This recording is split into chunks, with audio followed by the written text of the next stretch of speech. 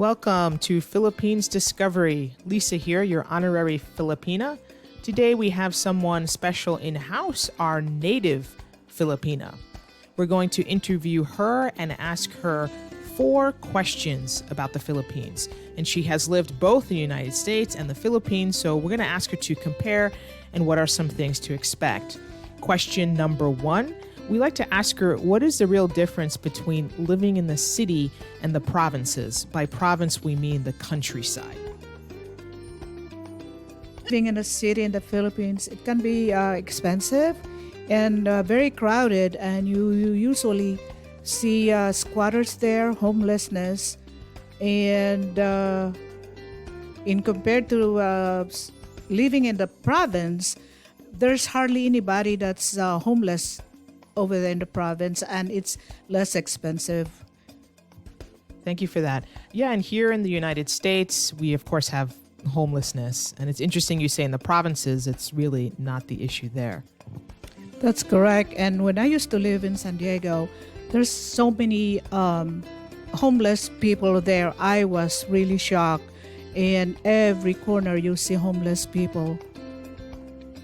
Yeah, thank you. So it's interesting the differences between the Philippines and the U.S. So let's talk a little bit about transportation. You don't necessarily need a car in the Philippines, is that correct? That's correct. Because car back home, it's considered as luxury because we have plenty of public transportation. In compared here in the United States, you have to have a car here. It's a necessity here. And even if you apply for a job, they ask you if you have transportation. Yeah, that's very true. Sometimes that's one of the qualifying factors. They want to make sure you can get to that job. Let's talk about the internet and its stability, because many have asked they want to work there and they want to possibly have an online job. What about the internet? Yeah, internet, it depends again. If you live in a city, it's more stable. In the province, is less stable, and especially at the peak of the day, it's really weak. Okay, thank you. So something to consider. You make sure that you're being choosy if you really need to be dependent on the internet connection. Thank you. So I want to ask you about welcoming foreigners. So in the provinces in particular, are foreigners welcomed? Is it a tight-knit community? Living in the province, yes, it's very tight-knit community. Everybody knows everybody. And foreigners are very much welcome. They're very familiar with foreigners in a province. Oh, very nice. It's good to know that outsiders will be welcome. And that's the typical Filipino culture. They are very welcoming to others.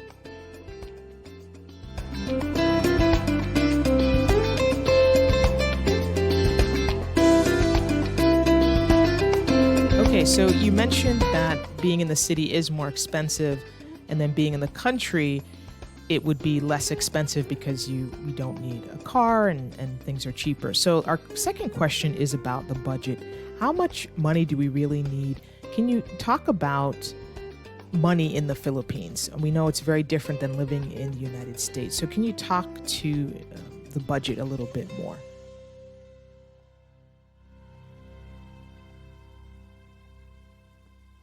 Yes, back home we have plenty of public transportation. We have buses, we have jeepneys, we have tricycles. So anywhere you want to go, you have transportation, you have a way to go. And you don't need your own private transportation or your car. Yeah, thank you. We know here in the U.S., it's not uncommon for people to have $400, $500, $600 car payments. But in the Philippines, that goes away if you don't need a car. Thank you. Let's talk about rentals. So we know it often depends on where you live if you're going to rent a home in the province or the city or a studio. So could somebody, for example, rent a very nice home for $200 US?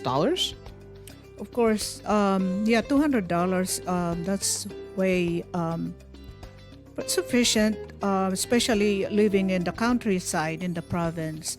And even close to the beach, ocean, you can rent about that much, maybe a three-bedroom house or an apartment.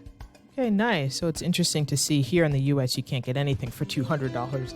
And certainly we know it depends where you live, and it could be far less. And food is less expensive, correct? That's correct. Food back home is less expensive in compared to here, and eating out is even less expensive also there in compared to here. And finally, in terms of a monthly budget, if somebody had $1,500 coming in each month, is that sufficient? Oh, that's way sufficient to have that amount of money as your allowance monthly. Great, thank you. And we are already here at question number 3. So you've lived in the U.S. for decades, and you've also lived in the Philippines. You grew up there, so you do know a lot about living in both places. So what did you really miss when you were here in the U.S.? What did you miss about the Philippines besides your family? What I miss a lot is home cooked meals, especially fresh, like vegetables, because I love vegetables and fresh fish. So that's really what I miss, that we don't have it here. And if we do have it here, it's very scarce and it's very expensive. Yes, in the United States, we don't have these farmers markets all over the place compared to the Philippines. What about fast food? Many Westerners always look for their fast food joints. Do you have fast food? What change do you have? Yeah, talking about fast food, we have it there. We have McDonald's, we have Kentucky Fried Chicken, we have Shakey's Pizza, and Jollibee. They even have it here now too, and which is very popular back home. Yes, so Jollibee, they opened up a Jollibee's in the U.S., but it's a Filipino-based company. Yeah, interesting. Can you tell us about a Sari Sari store? What is a Sari Sari store for those that don't know? It's Sari Sari store is a store wherein you can buy pretty much what you need every day. You don't have to go to the town wherein you can buy it in a bigger store back home. And the Sari Sari store is just next door to your house. So it's very convenient. Great, thank you very much. Yeah, almost like a 7-Eleven, but more. I've heard it described as that once. Question 4, our final question. We're going to talk about something very important to people, and that is coffee. Now, I heard Filipinos actually like the instant coffee more than the ground brewed coffee. Is that true? That's correct. Filipinos love instant coffee, especially Nescafe. Brewed coffee is not really popular back home, but it's that's what we like in here. But that's what they like. It's a status having Nescafe back home. Ah, interesting. Yeah, it's sort of the reverse than what's expected in the U.S. So if you go to restaurants, you shouldn't always count on there being brewed coffee served. Is that correct? That's correct. So you expect instant coffee. Thank you. Good to know. Good to know. But I know you have very good coffee in the Philippines regardless. Great. Thank you so much. And eating more like a native Filipina, you would spend less money on food. Is that correct? That's very correct. That's a logical answer. Thank you so much. Special thanks to our native Filipina. If you have any questions for her, we'll have her back in studio. Be happy to answer more questions. See you next time on Philippines Discovery. Please remember to subscribe.